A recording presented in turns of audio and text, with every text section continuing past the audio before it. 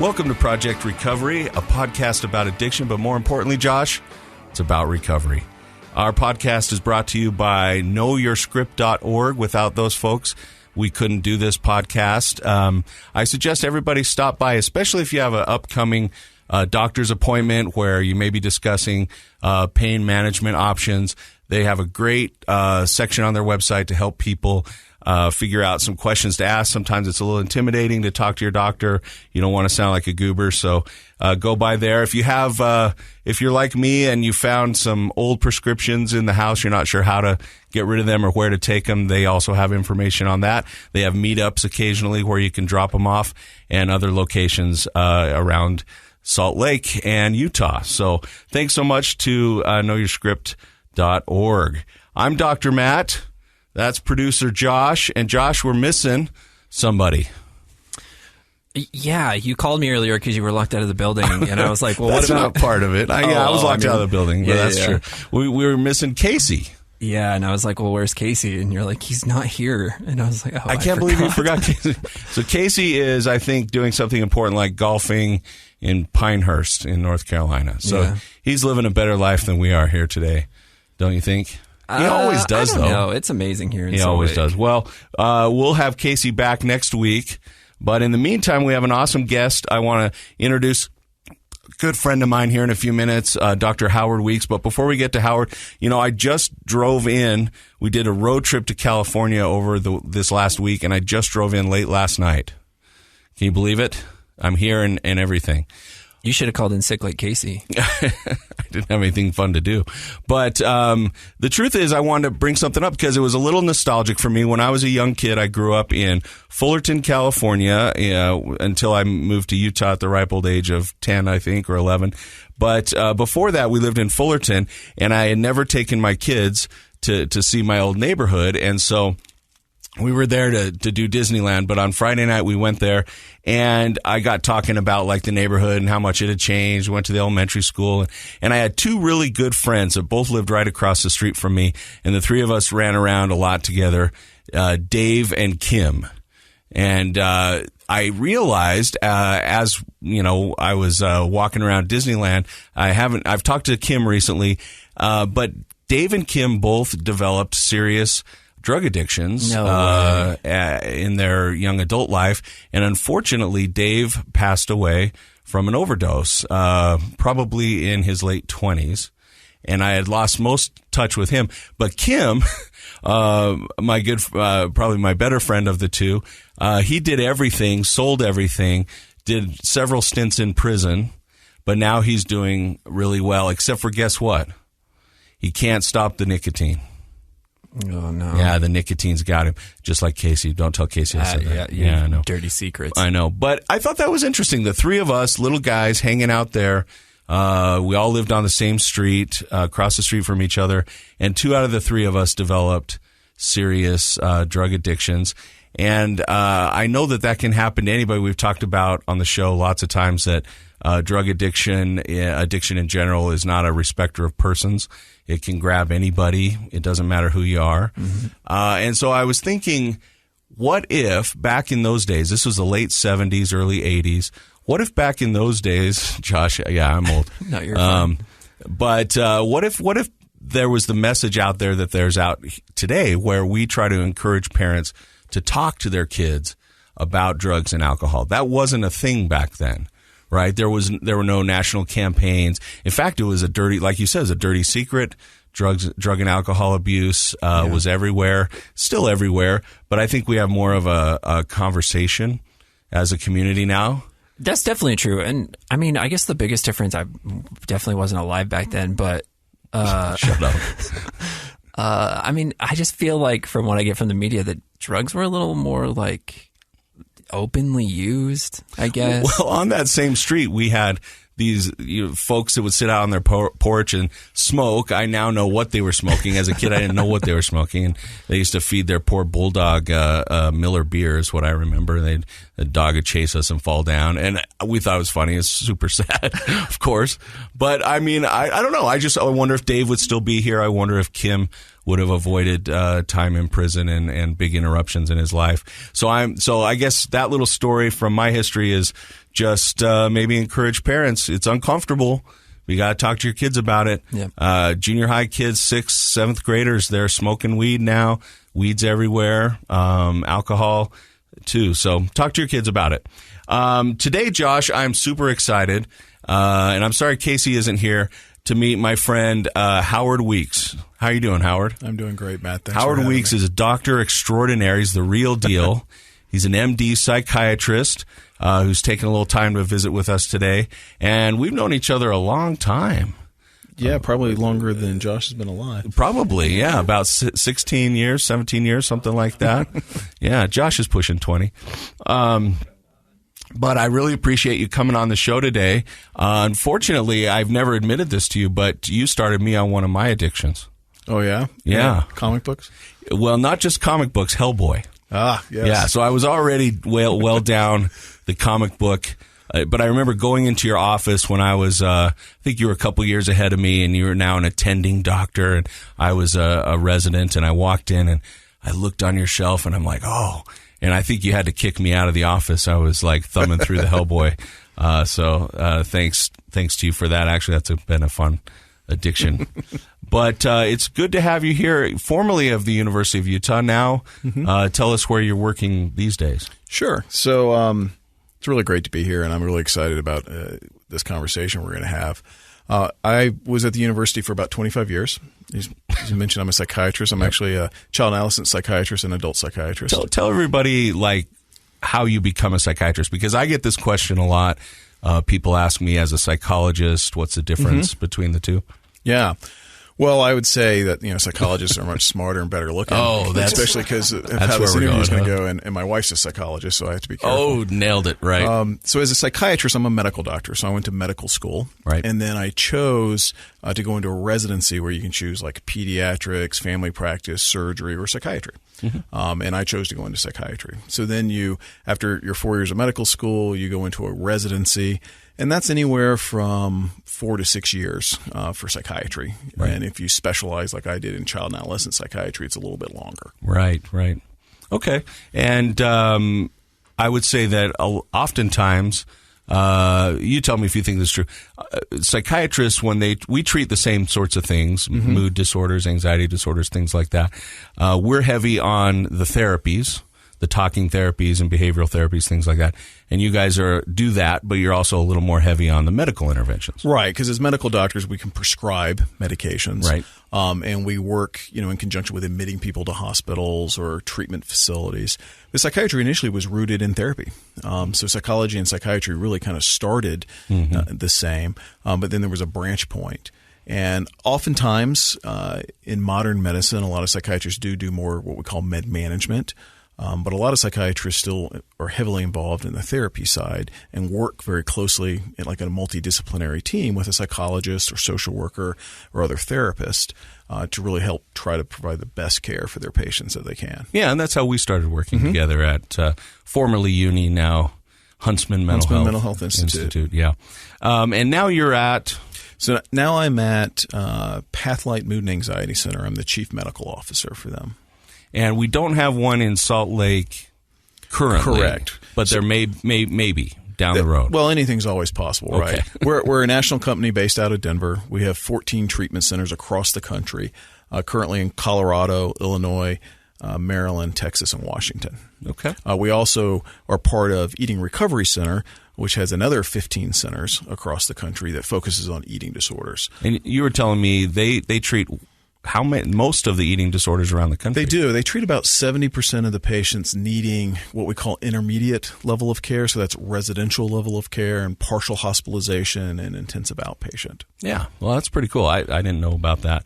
And so, yeah, I think a lot of times today we're going to talk about mental health a little more broadly. Of course, substance abuse and addictions of all sorts fall into that, causal and are caused by and all of that. I think a lot of times people think when they come in to see a guy like me, oh, we're just going to talk about our feelings and, how bad our mom's messed up or whatever it was. And I think when they go in to see you, they think, oh, well, I'm just going to get pills. But But there's a lot more to it, especially in modern psychiatry. There's a lot more to treatment than just talk therapy and medication, although I think both of those are actually very valuable, of course. I agree. And I think actually if you're just doing either one of those, just therapy or just medications, you're probably missing the boat. Because what's been very clear is it's that combination of treatment, and it needs to be coordinated. And that's why you see successful recovery programs and successful just mental health programs have that multidisciplinary team. And I think it's also something you really need to think about is it's the patient working with their therapist and with their doctor, but it's also the impact it has on your family. So a lot of programs are also really focusing on that continuum of care with your entire family, because that is a huge component to giving you the support for recovery, be it recovery from anxiety and depression or recovery from substance use. Oh, yeah, definitely. We talk about, addiction is a family disease. We talk about that on the show a lot. And I think recovery is a family solution, right? Exactly. I remember being like a naive undergrad student in psychology, and I had to volunteer, got to work at the Utah State Mental Health Hospital. Yeah. And that was a really great experience, opened my eyes to a lot of things. But one of the things I learned was the tremendous recidivism rate. When you bring somebody into the hospital, you have this great environment, you have the treatment team, and then in the old days, they just send them back, and then they just kind of do this revolving door, right? Whether it's drugs and alcohol, whether it's just general mental health, a person's going back to their environment. What would you say is different about modern mental health treatment?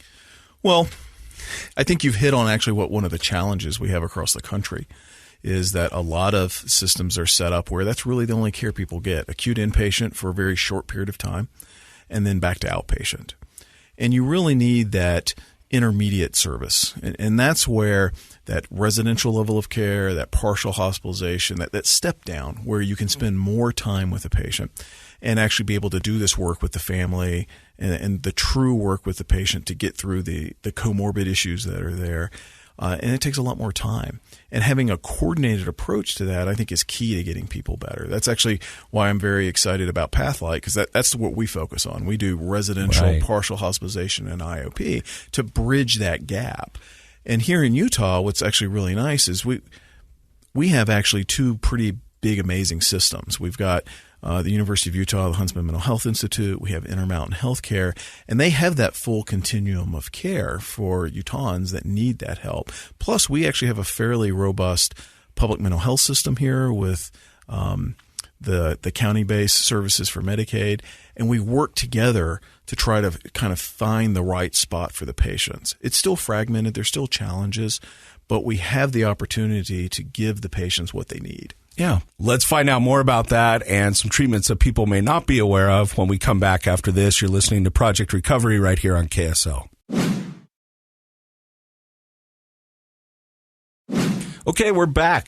Today we have no Casey, but we do have Josh, and most importantly, we have my friend Howard Weeks, Dr. Weeks, psychiatrist, who's talking to us about what he does, and especially, I think, what I've become more and more interested in the world of recovery, which are, sober living type in-between treatments. So like you were mentioning, we have acute care, which most people can get acute care for psychiatric needs when they need it. But those are short. Like, I think a lot of people don't know, how long would you say a typical acute psychiatric hospitalization is for most adults? For most adults across the country, you're looking at 3 to 5 days max. Yeah, and what if you have bipolar disorder or, a severe mental health issue, or you've been suicidal? 3 to 5 days is not enough. And then on the outpatient side, which is what I do, if I need to see somebody more than once or twice a week, they need more care than outpatient can do. Right. So if you think about going from 24/7 to then once a week, there's a huge gap there. And I think that's where a lot of people relapse into needing more care. I think you're right, because it's a real difficulty to figure out how do you find that support or the tools that you need to actually be able to fully recover from your mood, your anxiety, your substance use. And it's a challenge. And it's often not waiting for that one appointment you've got with your outpatient provider. You need to touch base a lot sooner than that.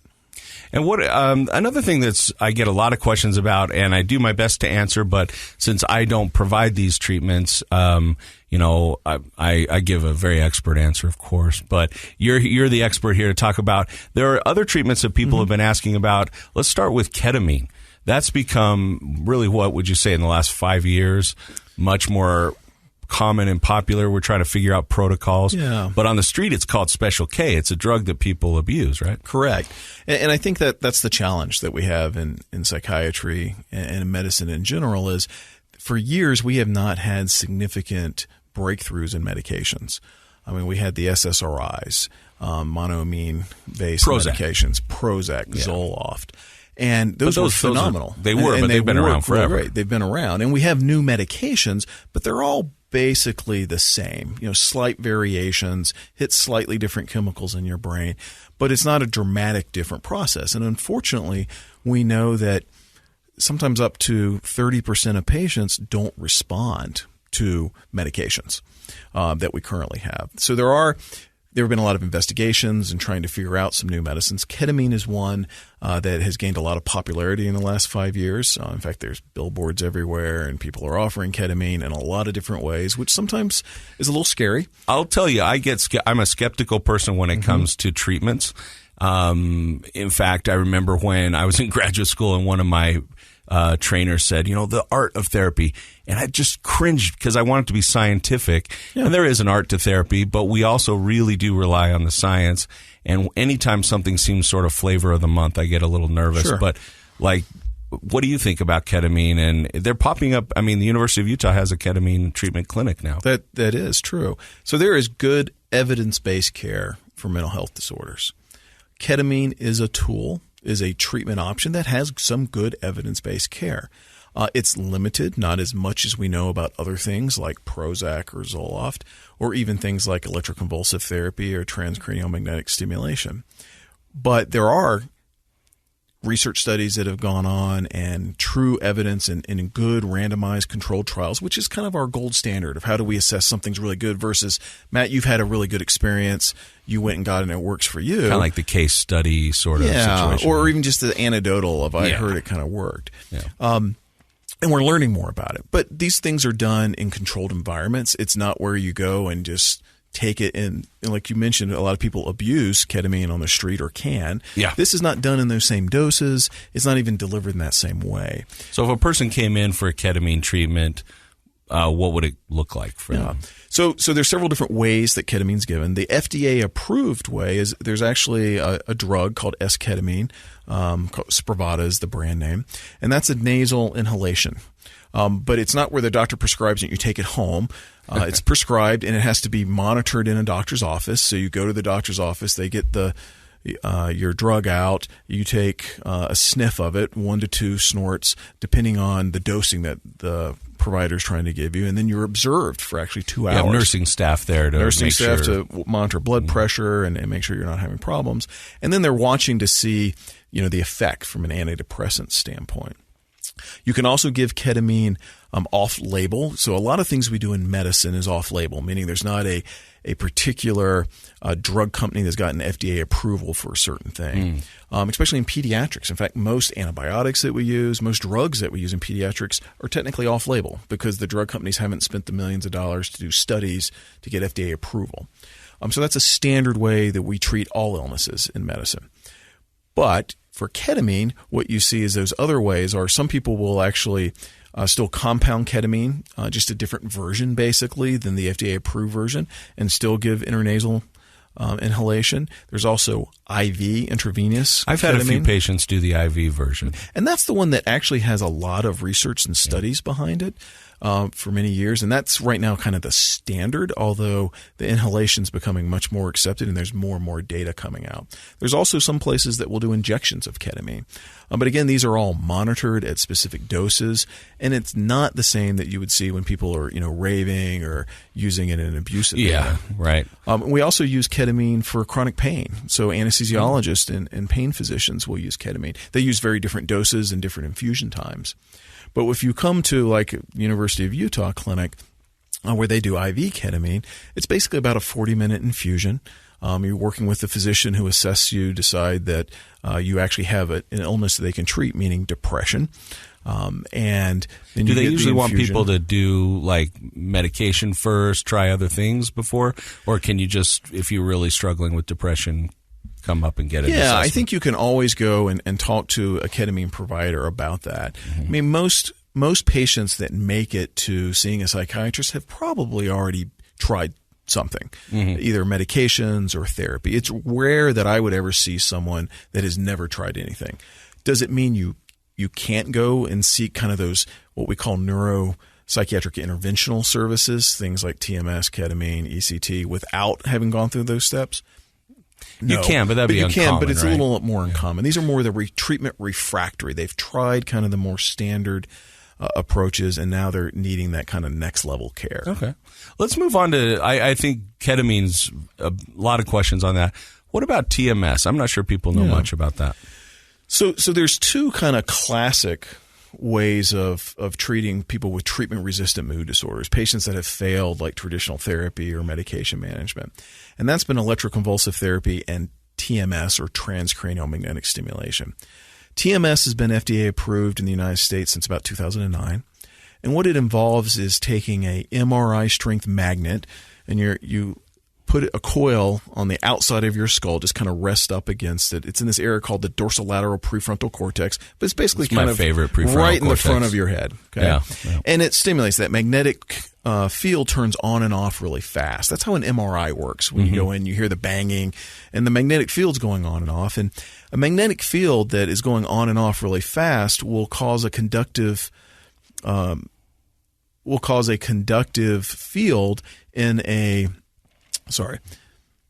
magnetic field that is going on and off really fast will cause an electrical current in a conductive material. Your brain happens to be a conductive material. Right. So that magnetic field will actually electrically stimulate your brain, but not enough to cause a seizure, just enough to go 3 or 5 centimeters into your brain, which barely passes your skull. So it's the outside of your cortex, the outer part of your brain, and it stimulates those neurons. So what it's doing is electrically stimulating the neurons in the same way that if I give you a medication like Prozac or Zoloft that goes in and chemically stimulates those neurons. Right. So it's replicating the same pathways that we give when we give pharmacologic interventions for patients. Yeah, so the stimulation still creates a chemical change, but it's a different delivery system. Right. And so instead of having to take a pill and then that pill goes over your entire body and you may have side effects, that's what happens. All people have side effects because it doesn't just go to your brain. It kind of goes all over. This is in theory a way that you would have no side effects because it's directly stimulating the area. Or for someone that just didn't respond to certain medications, maybe they'll respond better to this route of treatment. That's what I've seen mostly with my patients is they've been they just haven't had a positive response to the medications in the past, and this is an option. And when we come back, this is the big question. I have people all the time say, oh, they don't do that anymore with ECT or electric shock therapy, it used to be called. Yeah. We're going to talk more about that when we come back with Dr. Howard Weeks. You're listening to Project Recovery right here on KSL.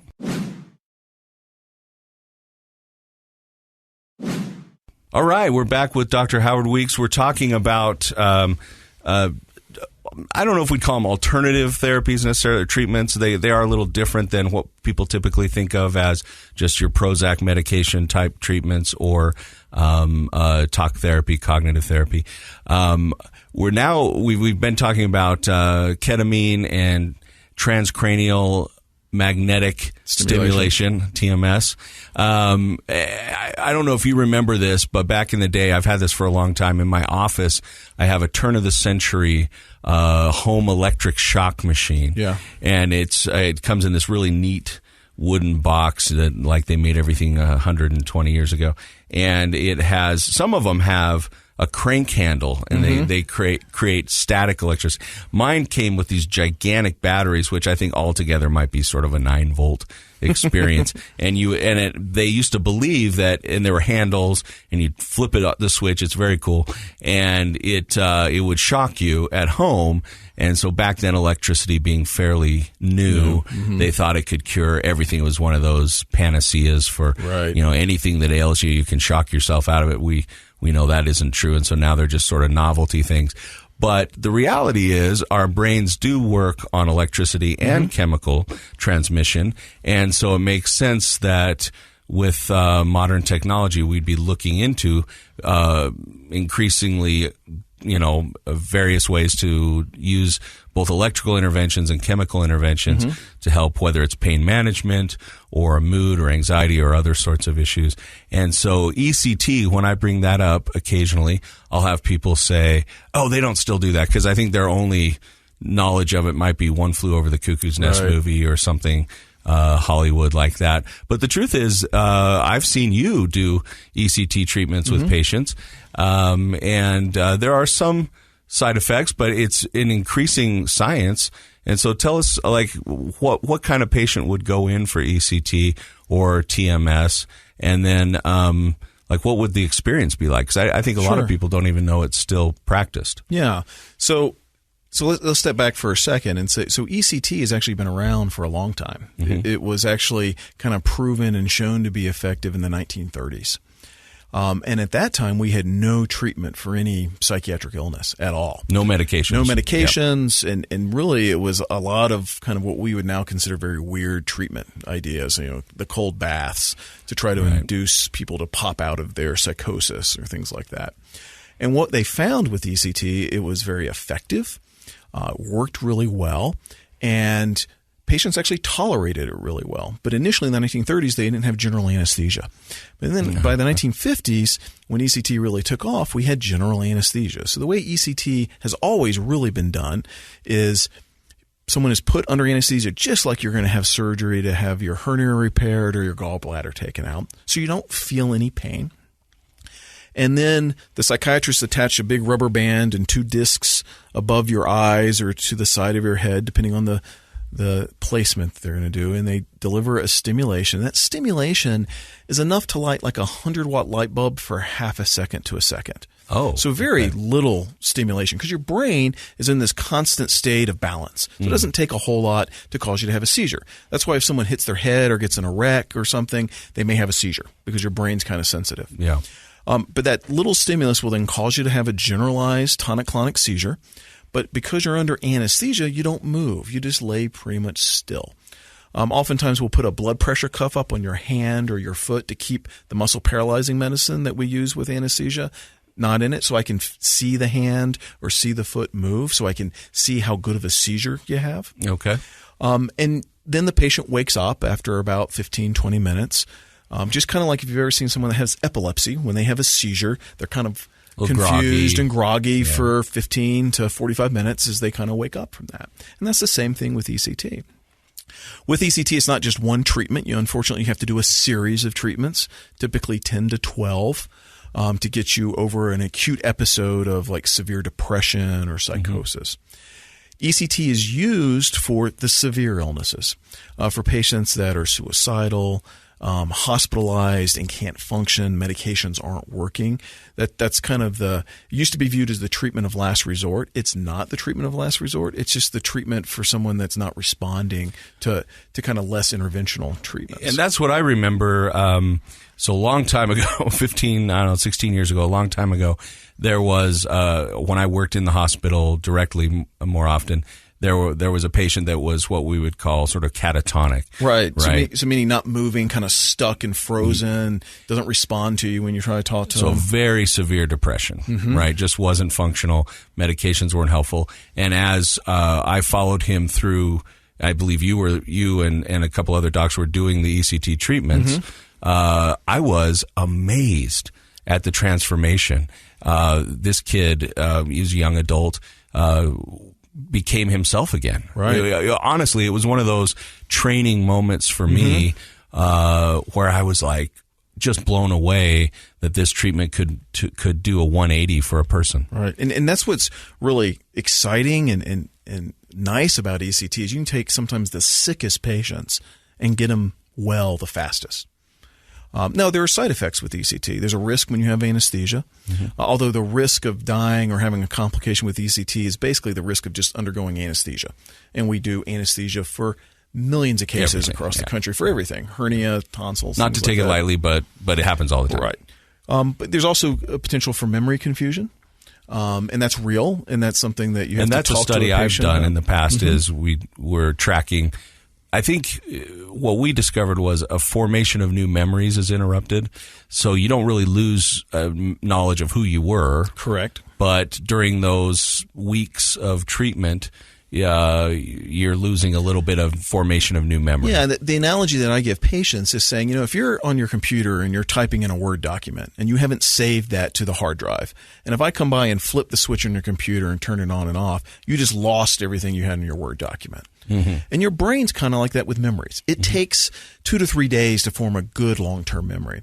And if I'm doing ECT 3 times a week with you, so every other day, I'm rebooting your brain. So you're not having a time to form that long-term memory. Now, as soon as we're done doing ECT, we're not rebooting your brain anymore. You're going to keep forming memories. So it's just that time you're getting ECT is often kind of a little fuzzy. And while you're getting ECT, you may have a hard time because you might get a little confused remembering things in the past. But when ECT is over, those memories should come back. It's just that time you're getting the treatments is the typical experience. Now, everyone's a little bit different, and some people have reported, more memory problems. But you also have to remember that when people have severe depression, anxiety, psychosis, their brains aren't working very well. Their memory isn't very good at that time. Yeah, I would say it's worse. In those severe depression states. People can't encode or create new memories. So much better to get some treatment that can turn that around. Yeah. And you made a comment earlier about people say, well, I can't believe they're still doing that. Well, ECT still remains the most effective treatment we have in medicine for severe psychiatric illness. It works in 70 to 90% of patients. Really? I didn't realize It's not 100%. There's still 10 to 30% of people that don't respond, depending on your diagnosis. But it's very effective. Yeah. It's very safe. The movies that were done, like One Flew Over the Cuckoo's Nest, you also have to remember that's not how ECT was done at the time. Yeah, that's how Hollywood chose to portray it. Right. And even now in modern cases, you see ECT being used as a torture device, or in was it Homeland, where Carrie, the main character, was about to help and solve things, and then she had to go in for her ECT treatment for bipolar. Well, that doesn't happen. Where at that last second, we're going to put you under, and you're going to forget what you're thinking. But that's the drama from a TV sort of standpoint. Yeah. And what we see is, I think the ideal way to treat patients is the patient's there, their family is there, their spouse, their parents, depending on who they are, so that they can be there for the entire treatment and understand it and see it, and then help the patient understand what they underwent, because that way you can have conversations and everyone's on the same page. So it's not mysterious. We're demystifying and educating. And that's one of the things that when I tend to be a little overboard on that and do a lot of psychoeducation with people. But I think that I wouldn't ever want to do something if I didn't know what I was doing. Right. I just think of it that way. And so by bringing the whole family in, then they're like, oh, it is safe. It is effective. Well, what families will, we'll have them stay in the treatment room. And they can watch so the they procedure. Can watch the entire thing. So you think about it as if your loved one goes in for a hernia repair or their gallbladder taken out, you don't go in and watch the surgery. Right. You're there, and they go off, behind the curtain into the operating room, and they come back. We actually are showing them everything that happens the entire time. Yeah. And that dramatically decreases anxiety. And in fact, I would say that those family members then become the best ambassadors for helping people say, hey, you've got a severe illness that's not getting better. Why don't you go see someone and talk to them about it and see what the options are? So I see ECT as that very essential option for patients. I don't see it as the only option. And that's what's really exciting about, we have other things now like TMS treatments. We have ketamine treatments. So alternatives, because again, maybe that's going to work better for certain patients or be less invasive for certain patients or have less side effects.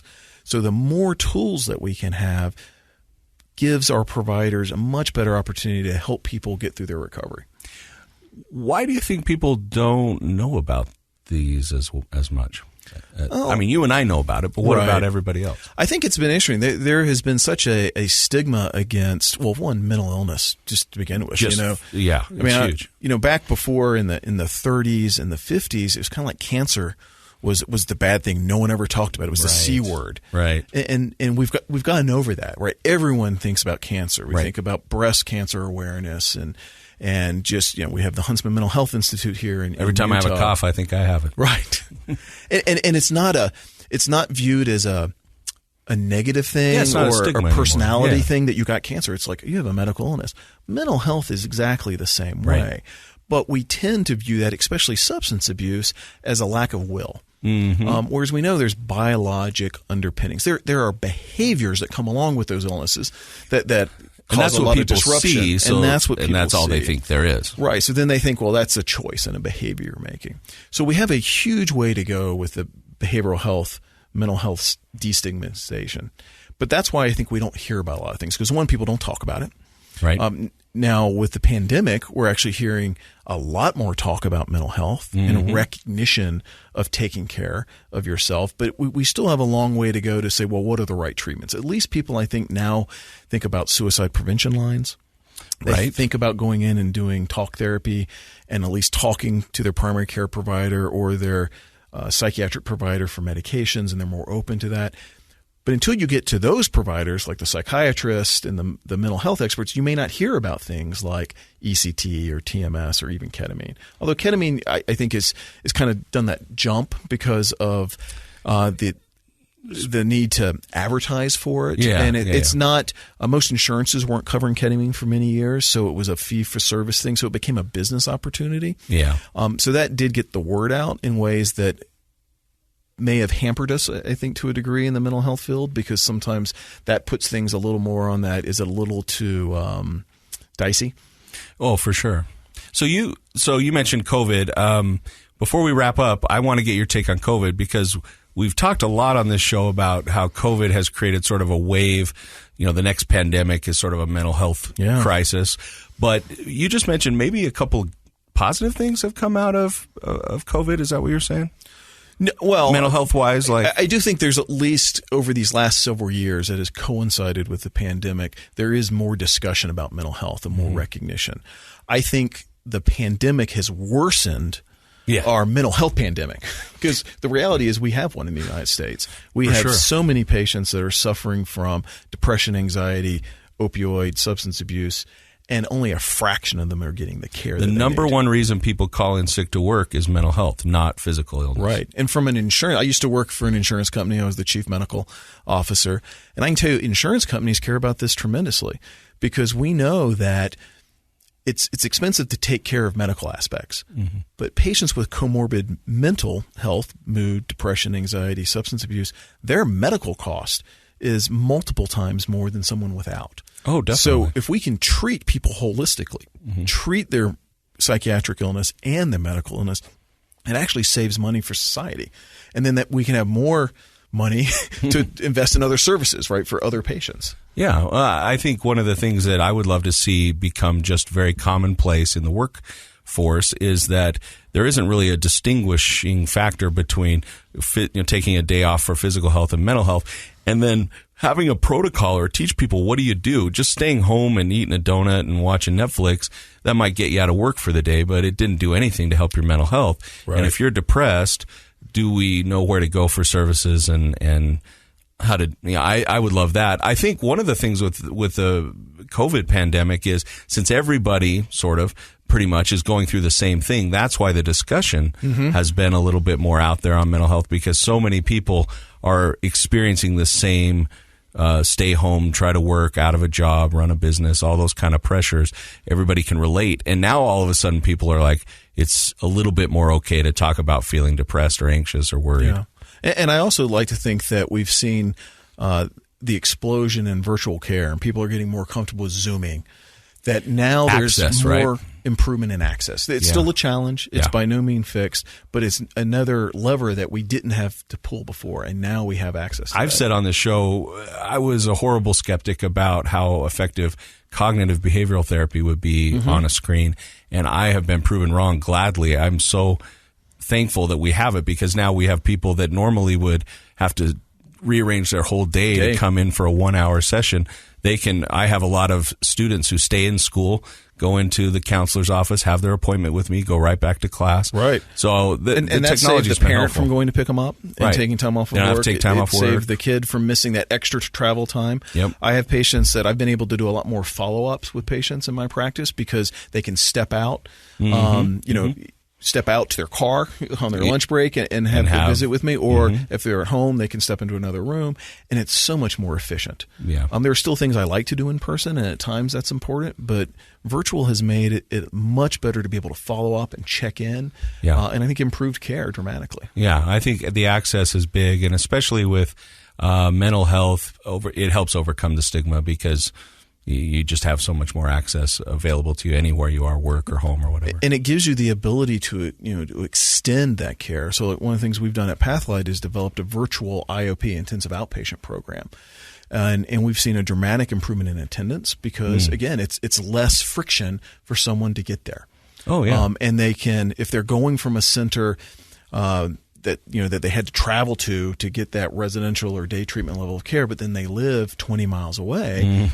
Trying to drive back for an intensive outpatient is hard. If you can do it virtually, it's a lot more efficient and a lot more comfortable for the patient. Well, it's safer because you're not driving on the streets. It costs less in time and money, gas and all those things. And I think you and I are fortunate enough that we probably don't have to worry about our gas too much, although I did just drive to California. But the truth is there's so many people that is a deal breaker sometimes for them to get to treatment. And taking time off of work, right? It's not just your therapy time or your treatment time. It's that travel time that can sometimes be twice as long. And you may work at a place where that's tough to pull off. Exactly. Well, Howard, Dr. Weeks, it's so great to have you in here today. I really appreciate it. Plus, it's fun to catch up. I haven't had a chance to see you in a while.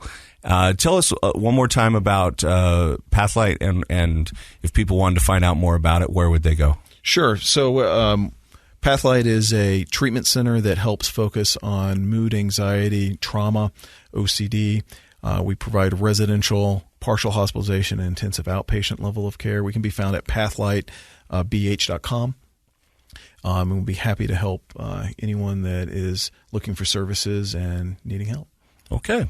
Well, thanks. It's good to know about those resources that are out there, because honestly, I think that's another big roadblock to treatment, is just knowing where to go. So that go to their website and you can see what they have and what they're all about. Any final thoughts? Another way to get a hold of us is to call our intake number, and that's 877-825-8584. That's a toll-free number, 877-825-8584. And if people are interested and want to find out more, they can call that number and just have a good conversation with somebody. Yeah, we have master-level clinicians that can help do assessments to determine what someone needs. Okay, and that's huge, because we don't always know what we need, and talking to an expert like yourself has been great. So thanks for coming on today, Howard. It's awesome to see you. Well, thank you very much. And I appreciate it. I think I learned something. How about you, Josh? Yeah, it's good to know about other treatments. People can tend to get discouraged with the medication and therapy combo. It's good to know that there are other options out there. And I think we're going to continue to have improved and better options for people. So I see psychiatry as entering a new renaissance of options for us being able to help provide the best treatments for patients. Yeah, I agree. The science and technology is booming, and definitely psychiatry is on the forefront of that. So thanks for coming. Thanks for listening, everybody. Casey will be back with me and Josh next week. Appreciate you tuning in. As always, Project Recovery is brought to you by the good folks at knowyourscript.org. Don't forget, the Project Recovery is a KSL podcast.